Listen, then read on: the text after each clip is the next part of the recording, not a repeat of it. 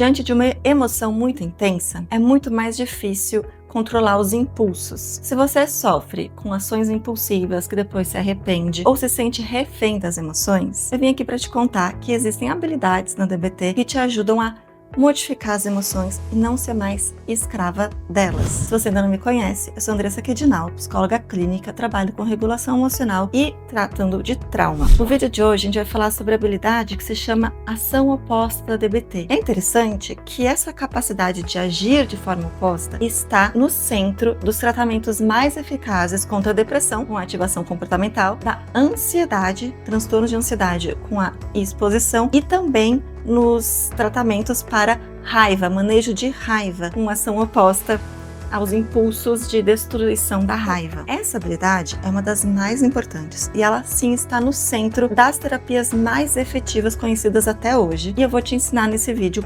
passo a passo. Você não precisa ser refém do que você sente. Para regulação emocional, o primeiro passo é sempre identificar a emoção. Tem vídeo no canal explicando o modelo das emoções e como se identifica a emoção. O primeiro de tudo é o que eu tô sentindo. Qual é o nome dessa emoção? Como tá aparecendo no corpo? O segundo passo, verificar os fatos. Apresentei no vídeo anterior a esse. O que a gente vai fazer? Como é que a minha mente tá lendo a situação? A minha emoção está condizente com os fatos, a intensidade dessa emoção está condizente com os fatos. Passo a passo para isso está no outro vídeo. O vídeo de hoje é focado na ação oposta. Porque depois que eu verifiquei os fatos, eu posso, por si só, já ter mudado a minha emoção. Só de verificar os fatos, a emoção já cedeu. Se a emoção continuar, eu tenho dois caminhos. Eu posso ir para a solução de problemas, quando a emoção está justificada pelos fatos e ela realmente está efetiva, agir conforme ela é bom para mim, no longo prazo, ou o outro caminho, ação oposta. Ação oposta quando a emoção não está justificada pelos fatos, ou quando seguir o impulso de ação dessa emoção vai, prejudicar minha vida, prejudicar meus objetivos e valores. Ou seja, algo acontece, vem uma emoção, eu identifico ela. Verifiquei os fatos. A emoção não mudou, eu posso solucionar problemas, ou eu posso fazer ação oposta. E quando que eu vou fazer ação oposta? Quando a emoção não está condizente com os fatos, ou quando, se eu segui-la, irei prejudicar a minha vida. Por exemplo, vamos pegar uma emoção que está justificada pelos fatos, mas que se eu seguir vai ser ruim. No trabalho, eu recebo um feedback injusto, e ele, de fato, está injusto. E, de fato, está rolando ali algum assédio moral. Eu preciso ficar com raiva. A raiva, ela vem quando um objetivo importante pra gente é obstruído, quando um limite nosso é ultrapassado, quando uma injustiça acontece e ela tá justificada. Mas aí o meu impulso de ação da raiva é bater, é gritar, é xingar o meu chefe. Se eu seguir esse impulso de ação da raiva naquele momento, eu vou ficar sem emprego, provavelmente, posso ir até preso, e isso não é legal. Então eu preciso fazer ação oposta, que é falar de maneira calma, com um tom de voz sereno, pode ser até firme, e colocar ali um limite. Eu não preciso agir conforme o impulso de ação da raiva. Ou seja, quando algo acontece e eu verifiquei os fatos, eu vou questionar para minha mente sábia se eu agir conforme a emoção vai ser interessante para mim, segundo a vida que eu quero construir, a pessoa que eu quero ser, meus valores, ou para minha mente sábia, se eu preciso agir de forma oposta para modificar essa emoção. Seja porque ela não condiz com os fatos, seja porque ela vai atrapalhar, vai me afastar dos valores. E a gente sabe que quanto mais intensa a emoção, mais difícil é de parar e controlar o impulso. É por isso que com a prática, repetidas vezes, isso vai ficando mais fácil. E aquele espaço entre uma emoção e a ação fica maior. A gente consegue colocar aqui mais liberdade, mais autonomia. Deixar de ser refém das emoções e se relacionar com elas de forma que elas nos ajudem. A gente pega a emoção e pergunta: o que você está me contando? O que você está comunicando? Que necessidade tem aqui? Condiz com os fatos? Sim, não? Siga o impulso de ação ou não? Quando a resposta é não, não é uma boa ideia seguir essa emoção, seja porque não condiz com os fatos, seja porque ela não é efetiva, eu vou partir para a ação oposta. Como eu faço isso? Nomeei a emoção, verifiquei os fatos, vou descrever, perceber qual é o impulso de ação da emoção. Toda emoção tem impulso de ação. Percebo qual é naquele momento, encontro ações opostas a ela e pratico essas ações opostas de corpo e alma. Não dá para ser meia bomba. Tem que ser integralmente, o tempo inteiro e de forma repetida. Isso vai mudar a emoção. E aqui é muito importante. A gente nunca tenta suprimir a emoção. Deixa a emoção ali, A gente vai surfando ela. Conforme a gente vai agindo de forma oposta, naturalmente essa emoção vai modificar, porque a gente vai entrando em contato com outros aspectos da realidade, vai tendo outros inputs para o nosso sistema nervoso. Então, resumindo: 1. Identificar a emoção que eu quero modificar. 2. Verificar os fatos. 3. Perguntar para a sua sabedoria. Pergunta para a mente sábia se é a solução de problemas, se é a ação oposta. 4. Identificar o impulso de ação. 5. Identificar ações opostas, inclusive de postura corporal. 6. Repetir, agir de forma integralmente o tempo todo e de forma repetida. Isso vai mudar a sua emoção sem você precisar suprimi-la. Aprender as emoções básicas, quando elas se justificam pelos fatos, qual é o impulso de ação dela e qual seria a oposta. Começar pelo medo. Quando que o medo é justificado pelos fatos? Quando existe uma ameaça real à sua integridade física ou a de alguém que você ama. Então, se você fugir, não está justificado pelos fatos, não tem uma ameaça real, e inclusive às vezes pode empobrecer a sua vida, você vai fazer o oposto, que é enfrentar a situação. Você vai fazer exatamente o que você tem medo de fazer diversas vezes. Quanto mais você fizer, menor o medo vai ficar. Você vai se aproximar de tarefas, eventos, pessoas, situações que você teme, quando não é justificado pelos fatos, quando não tem ameaça. E experimenta fazer coisas que te deem um senso de controle e de domínio. Tudo isso vai ajudar a modificar. Na ação oposta, a gente integra o corpo. Se no medo a gente vai ficar tremendo e se contraindo, a ação oposta é você vai encarar de forma aberta, segura, falar no tom de voz seguro e firme. A gente vai fazer o oposto, com o corpo integralmente. Se a respiração do medo é mais curta e alta, eu vou mudar a respiração. Vou fazer ela longa e lá na barriga, lá no diafragma.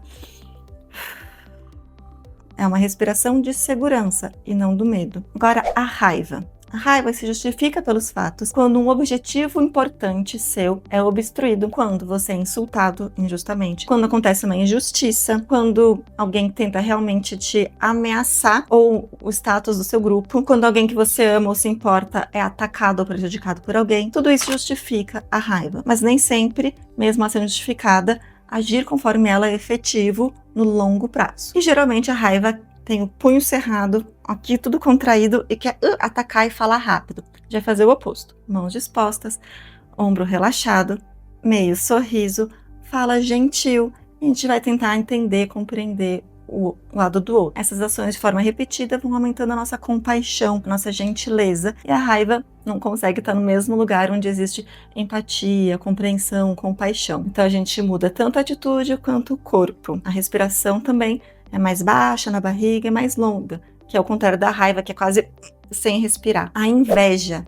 Quando que a inveja está justificada pelos fatos? Quando alguém do seu grupo tem algo ou é algo que você quer ou precisa e você não tem. O impulso de ação da inveja é de destruir aquilo que a pessoa tem. Destruir a reputação dela, qualquer coisa dela. Vai fazer a ação oposta, que é não destruir e contar suas bênçãos. Praticar gratidão. A gente não vai exagerar as nossas privações e vai focar, prestar atenção nas nossas bênçãos. Fazer uma lista de gratidão, por exemplo. A gente pode, inclusive, transformar a inveja em alegria empática ou em admiração inspiradora. A tristeza. A tristeza se justifica pelos fatos quando você perdeu algo ou alguém importante para você. Então, se você está de luto, viva o luto. Está justificado pelos fatos. É efetivo você vivenciar essa tristeza. Mas quando não justifica com os fatos, então a gente precisa fazer ação oposta à tristeza. O que a tristeza quer fazer? Quer se isolar, quer ficar sem tônus, não quer fazer nada. A gente vai fazer o oposto. A gente vai se reunir com outras pessoas, vai se engajar em fazeres, em situações que a gente tenha prazer, potencialmente prazer. E esse prazer vai vir depois. A emoção vem depois do que a gente fez, e não antes. Então eu vou fazer coisas que geralmente me tragam alegria com uma postura alegre. Ou seja, a tristeza é assim. E eu vou tentar trazer um up. Tentar trazer um tônus alegre. Vou fazer o oposto de me isolar, que eu vou convidar pessoas que eu sei que gostam de mim ou que eu gosto para estar junto, ou realmente participar e talvez fazer até atividades que me deem um senso de domínio, de capacidade, de que eu posso. Eu vou aumentar essas atividades prazerosas ou atividades que aumentam o meu senso de competência, de domínio. Em termos de ação oposta de pensamento, a tristeza gosta muito de ficar ruminando, pensando por que eu e se. Eu vou vir para o momento presente, aqui e agora. Se a tristeza quer ficar assim, murchinha, eu vou fisicamente fazer o contrário. Eu vou dançar, vou pular, vou correr, vou colocar tônus no corpo. E a vergonha? A vergonha é justificada pelos fatos quando, se você revelar algo sobre você, vai gerar rejeição, exclusão por alguém ou por um grupo. Quando a vergonha não é justificada, eu vou me expor para pessoas seguras. Porque o que a vergonha quer fazer? Quer se esconder, evitar contato visual. Ela fica pequena, escondidinha, ela quer sumir.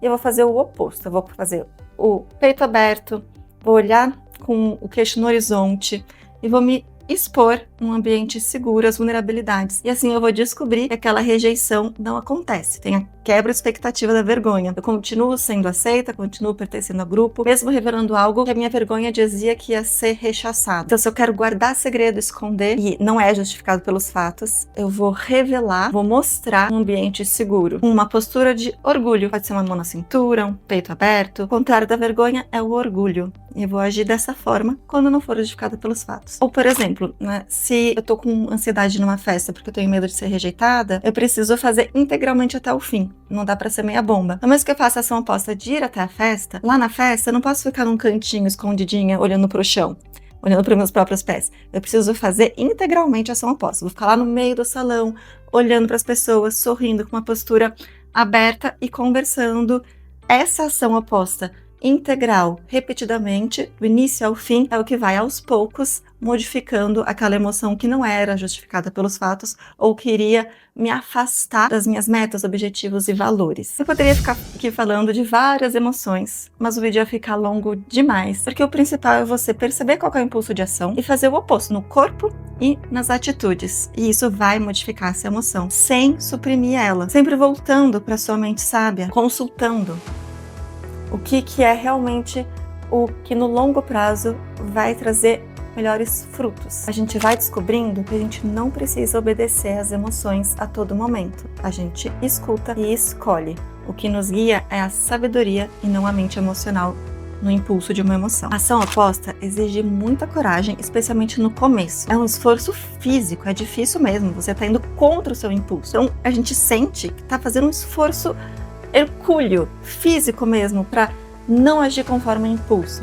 Mas quanto mais a gente repete isso, vai ficando mais fácil, a gente vai ficando mais livre e essa liberdade vale cada gota de esforço. Se esse vídeo foi útil para você, compartilhe com quem precisa lidar com as emoções de forma mais livre, autônoma, consciente. E lembre-se, as emoções são informações e não comandos. Elas não definem quem você é. A gente usa elas a nosso favor, sem ser refém delas. Você sempre tem escolha e com a prática vai ficar mais fácil e não precisa fazer sozinho. Terapia e treinamento de habilidades pode ajudar. Até o próximo vídeo.